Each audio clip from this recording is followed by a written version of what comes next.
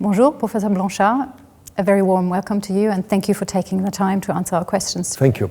In September, you expected that inflation might actually decrease faster than most people assumed at that point. What is your view today?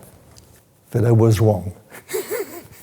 But the reason I said this in September seemed to me to be obvious, which is that the price of commodities, the price of energy, the price of non-fuel, had all declined since basically March of this year, substantially, by close to 20%, that the indices we had about supply chain disruptions also were improving very quickly.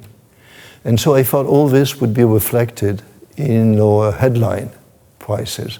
And it hasn't happened, or it has happened only to a very limited degree. My interpretation is that it's taking longer than what I thought was reasonable. I was hoping it would happen in time for the Biden administration to have an easier time at the midterm elections. I still think it's going to come. So I still think that the news on headline inflation in the US is going to be rather good for the next few months. If we look at this side of the pond, the reputation of the ECB has undoubtedly suffered after assuring investors and the public for months that the phenomenon of inflation would only be temporary. What does it need to restore trust in the institution again? I think you have to understand that as opposed to the US, where inflation was largely domestically produced, here it was very largely imported. And so they thought of it in this way and they hoped it would go away. It didn't go away. I think when they realized that it was not going away, then they started changing position, as they should have. But they have lost some credibility. I'm not sure anybody would have done better, but the fact is they have credibility to regain. The implication of this is that they probably, and they are doing it, they have to increase rates to show that they are fighting inflation.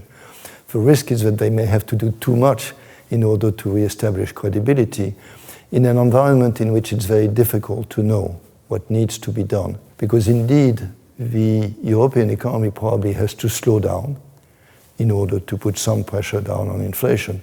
But this may be happening by itself without the ECB having to do anything. There's enormous uncertainty coming from Ukraine.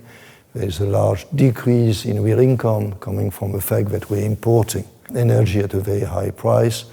There's the possibility that there's gas rationing, which could create a major decline in activity in the late winter. And so they have to decide what to do, but they don't want to do too much if the economy is already collapsing on its own. Then there is really no need to add to it by increasing interest rates. So I think they are doing the right thing. They're increasing the rates to the level where real interest rates corrected for inflation, are slightly positive. They're not quite there yet, but they'll get there. And then wait to see how things go. Some observers now fear that the euro could become a seriously weak currency, not dissimilar to the Italian lira in the past. What is your view on that? Is that a serious concern? No, I think the fear is misplaced because it's confounding two things. What makes a currency a reserve currency, like the dollar, has to do with the depth and the liquidity of the markets in which you can buy and sell that currency. So the US is clearly in the pole position because it has an incredibly deep and liquid T-bill market. And so people tend to basically use that and use dollars for that reason. The euro is second on the list, not quite as liquid, as deep, but it is there, and it's going to remain there. It's probably going to become stronger in that respect. We have to separate this from what happens to exchange rate. And clearly there are very good reasons why the euro has depreciated vis-à-vis the dollar, or the dollar has appreciated vis-à-vis the euro. The first one is the difference in interest rates.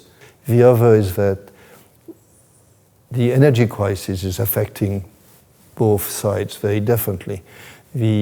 Europe is an energy importer, So when energy prices go up, it has a larger current account deficit. The US is an energy exporter. So when energy prices go up, it has a current account surplus or less of a current account deficit. All these factors explain why the dollar is very strong at this point. But you can have a very strong dollar, a weak euro, and both currencies being reserve currencies. These are separate issues. Thank you very much for your time. Thank you.